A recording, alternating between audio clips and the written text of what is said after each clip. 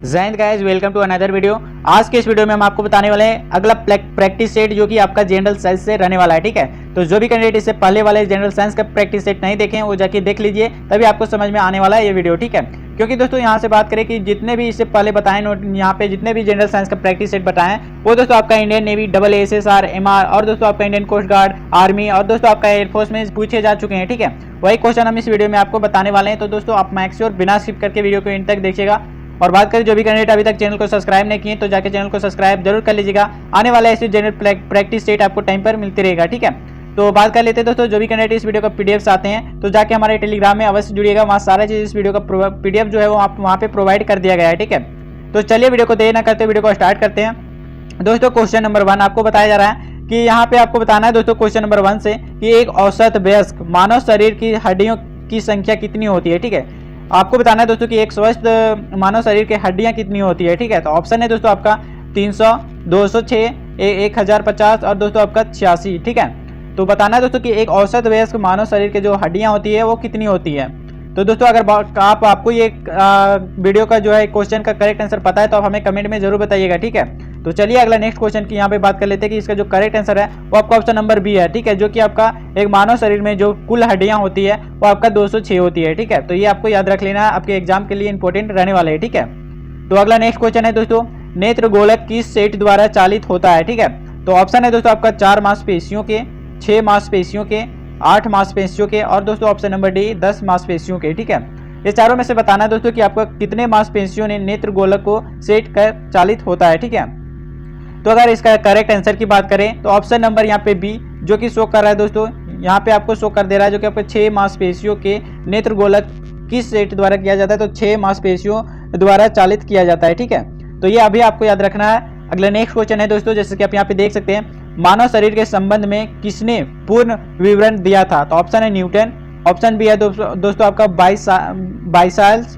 दोस्तों option C में आपका कोपरनिकस, ऑप्शन डी में है दोस्तों आपका हार्वे। ठीक है, तो इसको बताना है दोस्तों कि इसका करेक्ट आंसर क्या हो जाएगा। तो दोस्तों ऑप्शन नंबर डी जो कि आपका हार्वे है, जो कि दोस्तों आपका मानव शरीर के संबंध में पूर्ण विवरण दिया था हार्वे ने। ठीक है, तो चलिए अगला नेक्स्ट क्वेश्चन देख लेते हैं। अगला नेक्स्ट क्वेश्चन है दोस्तों, मानव शरीर में इनमें से किस अंग की हड्डियां सबसे लंबी होती है। ठीक है, तो जैसा कि यहाँ पे आप देख सकते हैं ऑप्शन नंबर ए है मेरुदंड, ऑप्शन बी है दोस्तों आपका उरु मतलब जांग यानी फीमर का हड्डी, एंड दोस्तों यहाँ से बात करें ऑप्शन नंबर सी ठुड्डी का हड्डी या दोस्तों आपका बाहु यानी भुजी का हड्डी। ठीक है, तो अगर बात कर लेते हैं इसका करेक्ट आंसर का, तो अगर दोस्तों आपको पता है तो कमेंट में जरूर बताइएगा। ठीक है, तो बात करते हैं करेक्ट आंसर का, तो ऑप्शन नंबर यहाँ पे आपका शो कर रहा है जो कि आपका उरु है, जो कि आपका ऑप्शन नंबर बी में जो कि आपका जांग यानी फीमर का हड्डी है, जो दोस्तों आपका मानव शरीर का सबसे बड़ी हड्डी कौन सी है, फीमर। ठीक है, यानी जांग वाला।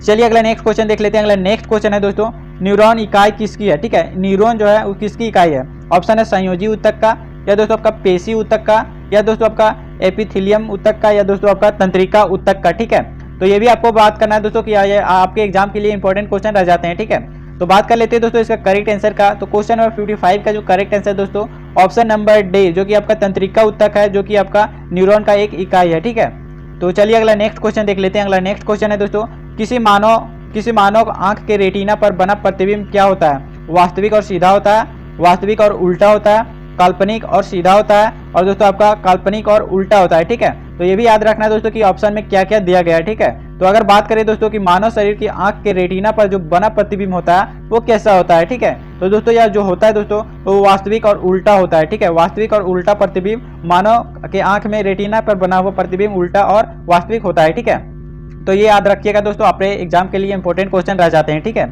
चलिए अगला नेक्स्ट क्वेश्चन देख लेते हैं। अगला नेक्स्ट क्वेश्चन है दोस्तों आपका 4 रक्त समुदाय ए बी ओ और दोस्तों ओ ए बी और ए दोस्तों यहाँ से आप देख सकते हैं A and AO AB and B and दोस्तों आपका O। ठीक है, तो बताना इनमें से कौन सा रक्त समुदाय दाता वैश्विक कहलाता है। ठीक है, यानी दोस्तों सभी को ये रक्त दे सकता है, रक्तदाता कहलाता है कौन सा ग्रुप। तो यहाँ से आप देख सकते हैं AB, केवल A, केवल O या दोस्तों आपका B। ठीक है, तो अगर बात करें रक्तदाता का समुदाय रक्तदाता का इनमें से कौन सा है, तो ऑप्शन नंबर यहाँ पे सी शो कर रहा है जो कि आपका O है। ठीक है, जो कि आपका O जो ग्रुप है दोस्तों वो आपका सभी को दे सकता है। ठीक है, तो चलिए अगला नेक्स्ट क्वेश्चन देख लेते हैं। अगला नेक्स्ट क्वेश्चन है दोस्तों, मानव शरीर में रुधिर के स्कंदन में इनमें से किस खनिज की भूमिका महत्वपूर्ण होती है। ठीक है, ऑप्शन है फास्फोरस का, आयरन का, कैल्शियम का और दोस्तों आपका आयोडीन का। ठीक है, तो ये बहुत ही दोस्तों इजी क्वेश्चन है। तो यहाँ से आप कर सकते हैं कि आपका मानव शरीर के में रुधिर के जो अस्कंदन में जो पाए जाते हैं दोस्तों, महत्वपूर्ण सबसे ज्यादा भूमिका जो निभाती है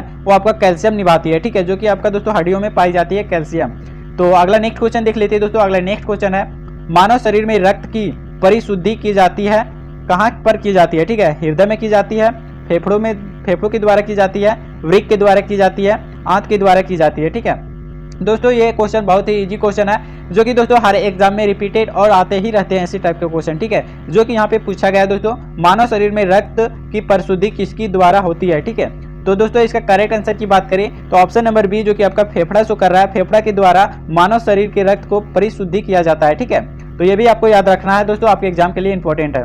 तो दोस्तों जो भी कैंडिडेट इस वीडियो का पीडीएफ आते हैं, ये सारे का पीडीएफ से आते हैं, जितने भी क्वेश्चन बता रहे हैं ये सारे का पीडीएफ से आते हैं दोस्तों, तो आप हमारे टेलीग्राम में अवश्य जुड़िएगा, वहाँ सारा चीज आपको प्रोवाइड कर दिया गया है स्टेप बाय स्टेप। ठीक है, तो चलिए अगला नेक्स्ट क्वेश्चन देख लेते हैं। अगला नेक्स्ट क्वेश्चन है दोस्तों, यहाँ से आप देख सकते हैं, खून को बहने से रोकने में कौन सा विटामिन भाग लेता है? ठीक है, यानी दोस्तों आपको बताना है कि जब कोई भी चोट लग जाता है, ठीक है, तो वहाँ पे खून बहता है, तो दोस्तों उसको रोकने के लिए कौन सा विटामिन यहाँ पे आता है? तो ऑप्शन ए है दोस्तों आपका विटामिन डी, ऑप्शन बी है विटामिन के, और विटामिन सी और विटामिन ए। ठीक है, तो दोस्तों इसका करेक्ट आंसर की बात करें तो ऑप्शन नंबर जो कि आपका बी हो जाएगा, विटामिन के होने के कारण दोस्तों आपका जो खून होता है, खून को बहने से रोकने के काम कौन करता है? विटामिन के करता है। ठीक है, तो ये आपको याद रखना, और ये भी क्वेश्चन यहाँ से पूछ लिया जाता है दोस्तों कि विटामिन के की कमी से आपका रक्त का थक्का जम जाता है। ठीक है, चलिए अगला नेक्स्ट क्वेश्चन देख लेते हैं। अगला नेक्स्ट क्वेश्चन है दोस्तों, रक्त का पीएच मान क्या होता है?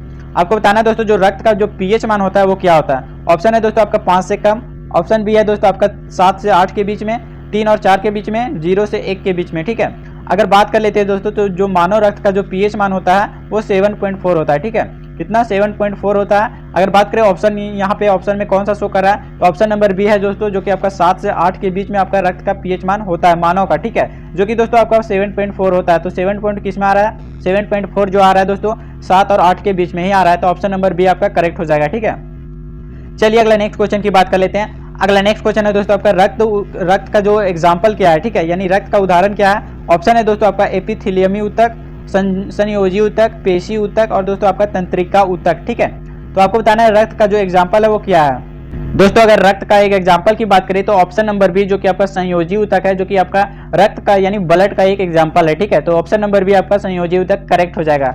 चलिए अगला नेक्स्ट क्वेश्चन देख लेते हैं। अगला नेक्स्ट क्वेश्चन है, शरीर में हीमोग्लोबिन का कार्य क्या होता है? शरीर में हीमोग्लोबिन का कार्य क्या होता है? ऑक्सीजन का परिवहन करना, जीवाणुओं का नाश करना, या दोस्तों आपका रक्ताप्ला का निवारण करना, या दोस्तों आपका लोहे का उपयोजन करना। ठीक है, तो अगर करेक्ट आंसर की बात कर लेते हैं दोस्तों क्वेश्चन नंबर 63 का, तो क्वेश्चन नंबर 60 का जो correct answer option number A, जो कि आपका ऑक्सीजन का परिवहन करना करेक्ट आंसर हो जाएगा, जो कि आपका शरीर में हीमोग्लोबिन का कार्य ऑक्सीजन का परिवहन करना होता है। ठीक है, तो ऑप्शन नंबर ए आपका करेक्ट हो जाएगा। तो ये भी आपको याद रखना दोस्तों, आपके एग्जाम के लिए इंपॉर्टेंट क्वेश्चन रह जाते हैं। ठीक है, चलिए अगला नेक्स्ट क्वेश्चन देख लेते हैं दोस्तों। अगला नेक्स्ट क्वेश्चन है, पाचन का श्वसन नलियां कहाँ क्रॉस होती है? ठीक है, कहाँ क्रॉस होती है दोस्तों? ऑप्शन है ग्रसनी में, कंठ में, ग्रसिका में और दोस्तों आपका श्वसन नली में। ठीक है, अगर बात करें दोस्तों कि पाचन और श्वसन नलियों कहाँ क्रॉस होती है तो आपको बताना है। ठीक है, अगर दोस्तों करेक्ट आंसर की बात कर लेते हैं क्वेश्चन नंबर 64 का, तो ऑप्शन नंबर ए, जो कि आपका दोस्तों आपका ग्रसनी में आपका पाचन और श्वसन नलियां क्रॉस होती है। ठीक है, यानी ऑप्शन नंबर ए आपका करेक्ट हो जाएगा। चलिए अगला नेक्स्ट क्वेश्चन देख लेते हैं। अगला नेक्स्ट क्वेश्चन है, मनुष्य में लाल रुधिर कोशिकाओं के जीवन की अवधि कितनी होती है? ठीक है, यानी दोस्तों आपको बताना है मनुष्य के लाल रुधिर कोशिकाओं में जो जीवन काल जो होती है वो कितनी होती है? अनिश्चित होती है, या दोस्तों 120 दिन होती है, 180 दिन, या दोस्तों आपका जब तक वह व्यक्ति जीवित रहता है तब तक। ठीक है, तो अगर करेक्ट आंसर की बात करें, अगर पता दोस्तों आपको तो हमें कमेंट में जरूर बताइएगा, क्योंकि ऐसे इससे पता चलता है दोस्तों कि आपका जो क्वेश्चन बनाने का जो लेवल है वो क्या है। ठीक है, तो इसका करेक्ट आंसर की बात करें क्वेश्चन नंबर 65 का, तो ऑप्शन नंबर बी, जो कि आपका दोस्तों 120 दिन होता है। मनुष्य के लाल रुधिर कोशिकाओं में जो जीवन काल होता है, जीवन काल का जो अवधि होता है वो 120 दिन होता है। ठीक है, तो ये आपको याद रखिएगा, इंपॉर्टेंट क्वेश्चन आपके एग्जाम के लिए बन जाते हैं। ठीक है, अगला नेक्स्ट क्वेश्चन है दोस्तों, सबसे कम विषालु नाइट्रोजनीय अपशिष्ट क्या है? ऑप्शन है यूरिया, ऑप्शन बी है दोस्तों आपका क्रिएटिनिन, ऑप्शन सी है दोस्तों आपका यूरिक अम्ल। ठीक है, और ऑप्शन डी में आपका दोस्तों क्रिएटिन। ठीक है, तो दोस्तों इसका करेक्ट आंसर अगर बात करें करेक्ट आंसर का, तो ऑप्शन नंबर जो कि आपका ए शो कर रहा है, जो कि आपका यूरिया है, जो कि आपका शरीर सबसे कम विषालु नाइट्रोजनीय अपशिष्ट पदार्थ है। ठीक है, चलिए अगला नेक्स्ट क्वेश्चन की बात कर लेते हैं। अगला नेक्स्ट क्वेश्चन है दोस्तों, मानवों में सगर्भता की औसत अवधि क्या होती है? 34 से 36 सप्ताह, 36 से 38 सप्ताह, 38 से 40 सप्ताह और दोस्तों आपका 34 से 40 सप्ताह। ठीक है, अगर दोस्तों बात करें कि मानवों में सगर्भता का जो औसत अवधि होती है वो दोस्तों आपका यहाँ पे 36 से 38 के सप्ताह का होता है। ठीक है, तो ये आपको याद रखना कि 36 से 38 सप्ताह जो होता है वो मानवों में जो है सगर्भता की औसत अवधि होती है। ठीक है, यानी ऑप्शन नंबर बी आपका करेक्ट हो जाएगा, 36 से 38 सप्ताह। ठीक है, चलिए अगला नेक्स्ट क्वेश्चन देख लेते हैं। अगला नेक्स्ट क्वेश्चन है, मानवों में सगर्भता की औसत अवधि क्या होती है? ठीक है, ये कह चुके हैं दोस्तों, जो कि आपका ऑप्शन नंबर बी करेक्ट हो जाएगा। ठीक है, अगला नेक्स्ट क्वेश्चन है दोस्तों आपका, पादपों में परागकण कहाँ पैदा होता है? ठीक है, आपको बताना है दोस्तों कि पादपों में परागकण कहाँ पैदा होता है। तो दोस्तों ऑप्शन है पराग कोश में, अंडक में, अंडाशय में और दोस्तों आपका बीजांड में। ठीक है, अगर बात करें पादपों में परागकण पैदा कहाँ पे होता है, तो यहाँ से आपका करेक्ट आंसर जो कि दोस्तों ऑप्शन नंबर ए में शो कर रहा है, पराग कोश में आपका परागकण पैदा होता है। ठीक है, तो ये आपको याद रखना है दोस्तों, ऐसे इंपॉर्टेंट क्वेश्चन आपके क्वेश्चन में यहाँ पे एग्जाम में आते रहते हैं। ठीक है, चलिए अगला नेक्स्ट क्वेश्चन की बात कर लेते हैं।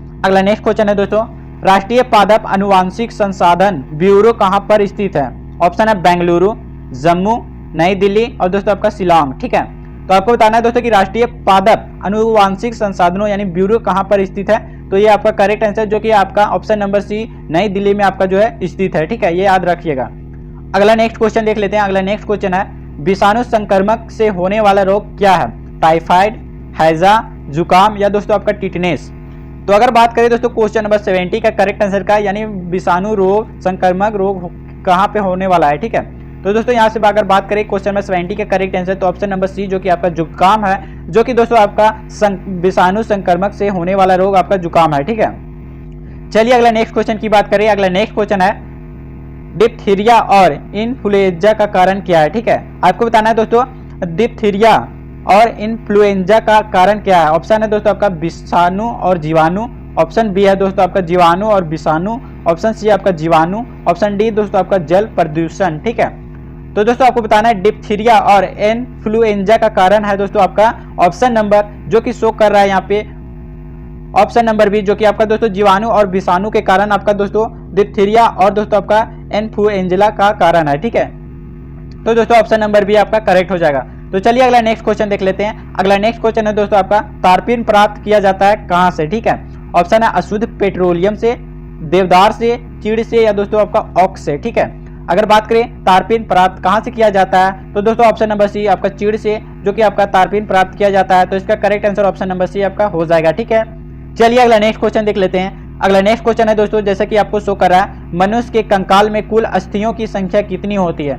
यानी दोस्तों आपको बताना है कि मनुष्य के शरीर में कुल हड्डियां कितनी होती है। ठीक है, अस्थियां बोले तो दोस्तों आपका हड्डियां होती है। ठीक है, तो अगर बात करें तो दो ऑप्शन है 204, 206, 208 और आपका 214। ठीक है, तो मनुष्य के शरीर में जो आपका हड्डियां होती है, अस्थियां होती है, वो दोस्तों आपका ऑप्शन नंबर बी जो कोई आपका 206 होता है। ठीक है, तो ये भी आपको याद रखना, बहुत ही इजी क्वेश्चन और इंपॉर्टेंट क्वेश्चन आपके एग्जाम के लिए है। ठीक है, चलिए अगले नेक्स्ट क्वेश्चन की बात करें। अगला नेक्स्ट क्वेश्चन है, अंडे देने वाले स्तनधारी क्या होते हैं? ठीक है, अंडे देने वाले स्तनधारी क्या होते हैं? कंगारू होते हैं, डक बिल्ड प्लेटिपस होते हैं या दोस्तों आपका ओपेसम होते हैं या दोस्तों आपका उद बिलाव यानी ऑटर होते हैं। ठीक है, तो दोस्तों आपको बताना है कि अंडे देने वाला स्तनधारी क्या होते हैं। तो ऑप्शन नंबर यहाँ पे शो कर रहा है बी जो कि आपका डक बिल्ड प्लेटिपस होते हैं, जो कि अंडे देने वाले स्तनधारी कहलाते हैं। ठीक है, चलिए अगला नेक्स्ट क्वेश्चन और इस वीडियो का लास्ट क्वेश्चन होगा दोस्तों। अगर आपको पता होगा तो आप हमें कमेंट में अच्छे तरीके से बताइएगा। ठीक है, ताकि हमें पता चले दोस्तों कि आप 25 क्वेश्चन में आप कितने क्वेश्चन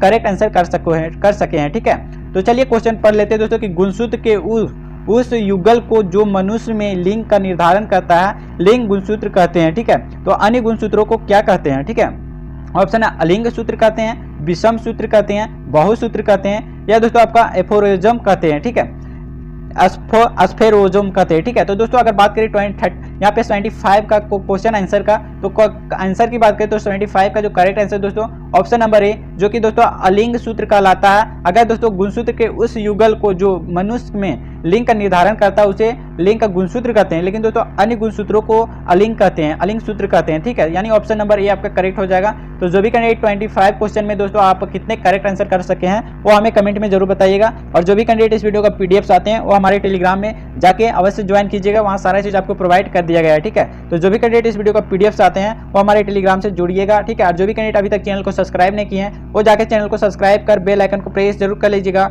आने वाला ऐसे नोटिफिकेशन और दोस्तों ऐसे प्रैक्टिस सेट आपको टाइम पर मिलती रहेगी। ठीक है, तो चलिए दोस्तों वीडियो को देर ना करते हुए वीडियो को एंड करते हैं। तब तक के लिए जय हिंद, जय भारत, वंदे मातरम।